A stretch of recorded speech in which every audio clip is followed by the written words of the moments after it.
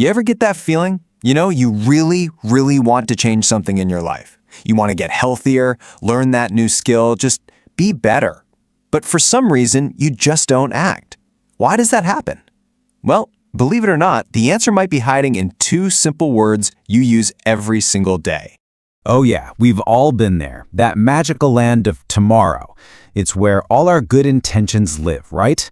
We make these huge, amazing plans, we feel so inspired, and then we wake up the next day and poof, nothing.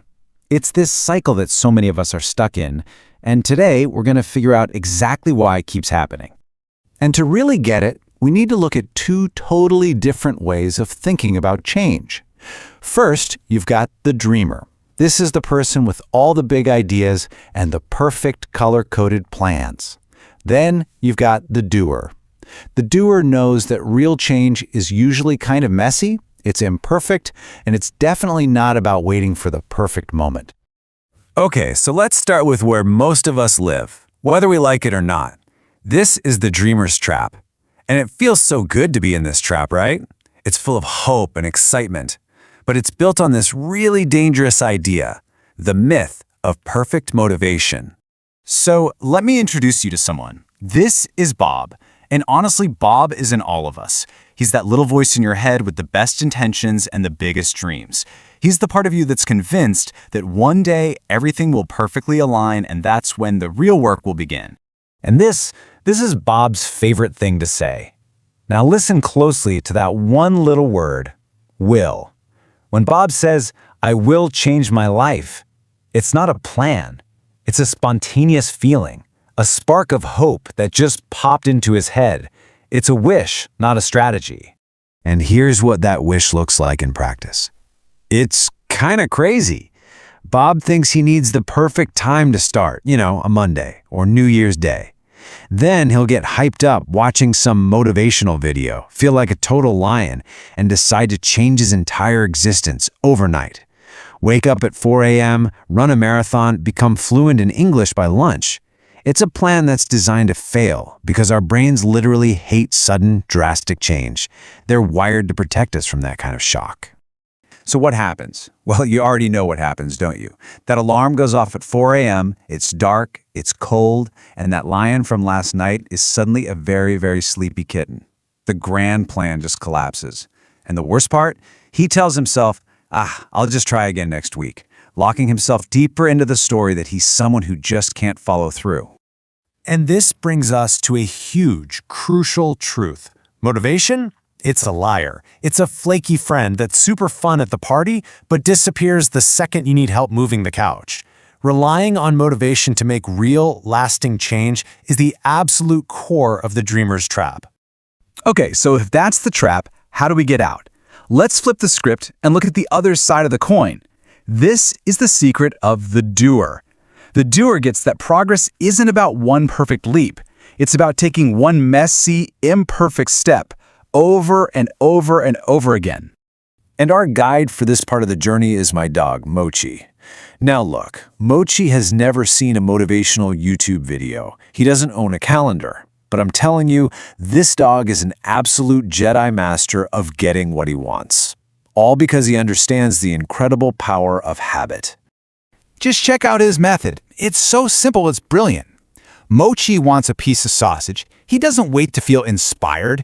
He just takes one tiny, manageable action. He sits down and he stares at me. Now, if I say no, does he give up and go watch TV? Nope. He just keeps staring.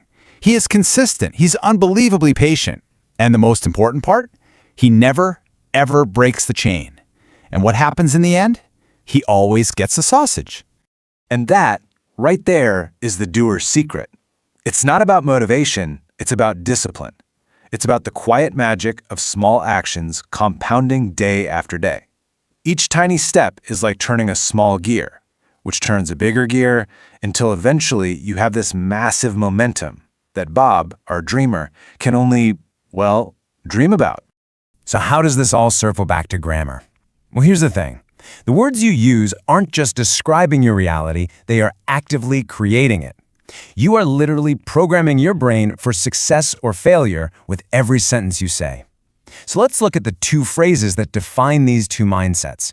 So here it is, side by side. On the left, you've got Bob's language. I will change. It's an emotional burst, a sudden promise with zero foundation. It's a dream. But on the right, you have Mochi's mindset. I am going to learn one word. See the difference? That's not a dream. That implies there's already a plan in place. It's a statement of fact about a future you are actively building. This chart just makes it crystal clear. Look at the will column. It's all about emotional hope, no plan, and super low certainty. It locks you into the identity of a dreamer. Now look at the going to column. That's about logical intention, having a plan before you even speak, and having high certainty. Just by changing that one phrase, you start to change your entire identity from someone who wishes to someone who does. And that leads us to maybe the most important part of this whole thing. If you really want to change what you do, you have to first change who you are. It's not about trying to do something, it's about becoming someone. So what's your identity? It's just the story you tell yourself, over and over again. If your story is, I'm a lazy person, guess what? Your brain's going to fight tooth and nail against any action that contradicts that story. You have to write a new story. You have to stop saying, I'm a lazy person trying to study, and start saying, I am a student, and a student is someone who learns something every single day. And this all starts with what some people call radical responsibility. It means letting go of the excuses and the blame. It's this incredibly powerful moment when you realize, you know what, this is my story, and if I don't like how it's going, I'm the only one who can write the next chapter. It's about taking the steering wheel of your own life. Okay, enough talk. Let's make this real. We've gone through the theory, now let's actually do something. How do you start building this new identity, like right now? Here is a dead simple plan to take your very first tiny Mochi-style step. Seriously, it is this easy. Step 1. Just pick one goal. Don't overthink it. Learn English. Perfect. Step 2. Break it down to something ridiculously small. Not study for 3 hours. How about learn one new word? Step 3. State your plan out loud using the language of the doer. Today, I'm going to learn one new word. And step 4, this is the most important one. Do it. Now. Not later, not after this video. Right now. That small win is proof to your brain that the new story about you is true. And that's really the secret, isn't it? We've been sold this idea that change has to be this big, loud fireworks moment. It's not. Real lasting change is quiet. It's silent. It's you by yourself doing the small, boring, unglamorous thing you said you would do day in and day out when nobody's watching. That is where a new you is built. So we're left with a choice. There's Bob, the dreamer, forever waiting for a perfect tomorrow that will never, ever arrive.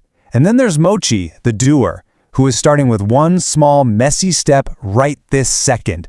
The choice between those two worlds isn't something you make tomorrow. It's something you make right now. So who are you going to be?